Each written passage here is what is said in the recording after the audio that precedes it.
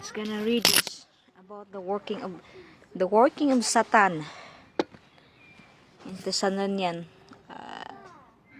chapter 2. We start in chapter 2. As to the coming of our Master Yeshua Messiah and our gathering together to him, we ask you, brothers, not to become easily unsettled in mind or shaken or troubled either by the spirit or by word or by letter, as if from us, as if the day of Jehovah has come. Let no one deceive you in any way, because the falling away is to come first. The falling away is the believers first will come away, because they will be deceived. And the man of lawlessness is to be revealed, the son of destruction, who opposes and exalts himself above all that is called Elohim, or that is worshipped, so that he sit as Elohim in the dwelling place of Elohim. You know, the dwelling place of the Elohim is a tabernacle of Elohim. The tabernacle of Elohim is in the heavenly places. We are built together in the work of Mashiach, our high priest, showing himself that he is Elohim.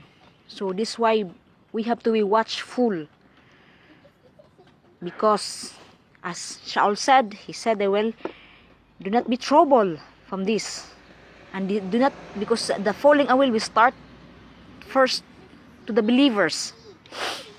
So now we continue verse 4. Who opposes and exalts himself? It's in verse 5 now. Do you not remember that I told you this while I was still with you? And now you know what restrains for him to be revealed in his time. For the secret of lawlessness, or the Torahless, is already at work. So even in the time of Shaul is already working. Only until who now restrains comes out of the midst. And then the lawless one shall be revealed, whom the master shall consume with the spirit of his mouth, and bring note with the manifestation of his coming. So we can, you see, will consume with the spirit of his mouth, and bring to note the manifestation of his coming. The coming of the lawless one is according to the working of Satan. Satan. You see, the word Satan exists. The Satan, the adversary, with all power and signs and wonders of falsehood. He's everywhere because he's a spirit. So he's in any form.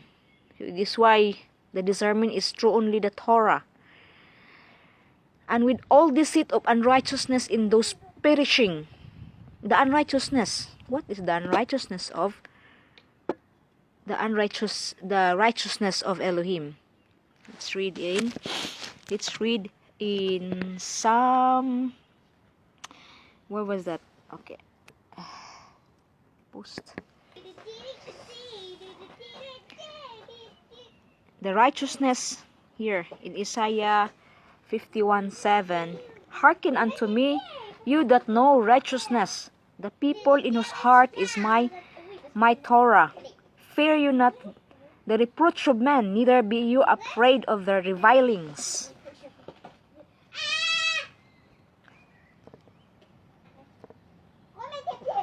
Now, so the coming of the lawlessness is according to the working of Satan with all powers and signs, and with all deceit of unrighteousness, perishing because they did not receive the love of the truth. What is the truth? The truth. Read in Psalm 119 verse 142. Thy righteousness. You see the connection in Isaiah 51:7. Thy righteousness is an everlasting righteousness, and thy Torah is truth. And thy Torah is truth. How they connect one another? Now the Torah is not only the 10 commandments. The Torah is the 5 books of Moshe. It is called. We have to feed ourselves with the Torah of Elohim, because that's what will sustain for his people. our discernment is through there, because that is the shadow of good things to come, the Torah of Jehovah. And then verse where I am now, and with all deceit and of unrighteousness, 11 verse 11, those who don't believe, those who don't believe, do not receive the love of the truth. You see, the love of the truth, because the truth we have to meditate according to the Psalm 1:1. According to someone, we have to meditate of that day and night. That is the living water Yeshua has spoken, in order for them to be saved. And for this reason, Elohim sent them a working of delusion. The working of delusion, the working of deception, for them to believe the falsehood. The falsehood.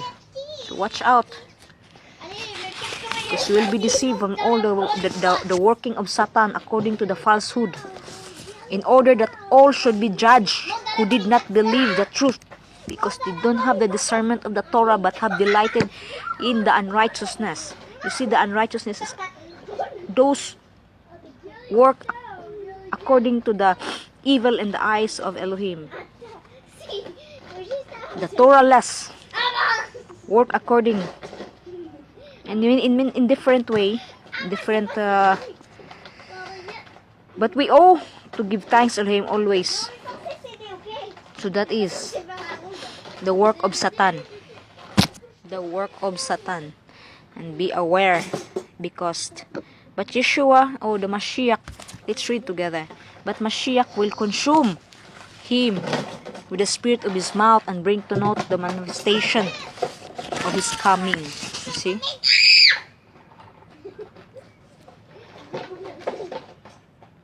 Okay. I am so loud, my children.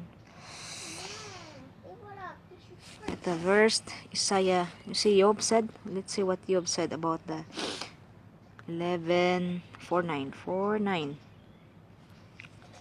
By the blast of Eloah they perish, and the breath of his nostril are they consume. We go to Isaiah 11:4.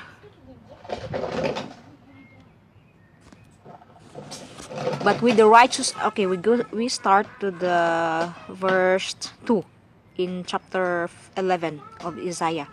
And the spirit of Jehovah shall rest upon him to the Mashiach, the spirit of wisdom and understanding, the spirit of counsel and might, and spirit of knowledge and of the fear of Jehovah, and shall make him of quick understanding in the fear of Jehovah, and he shall not judge after the sight of his eyes, neither reprove after the hearing of his ears. But with the righteousness shall be judged the poor, and reprove with equity for the meek of the earth. And he shall smite the earth with the rod of his mouth, and with the breath of his lips shall he slay the wicked. You see? You see the connection there? This Mashiach will destroy, because Shaul in the 2Thesalonian, he's talking about the coming of back of Mashiach.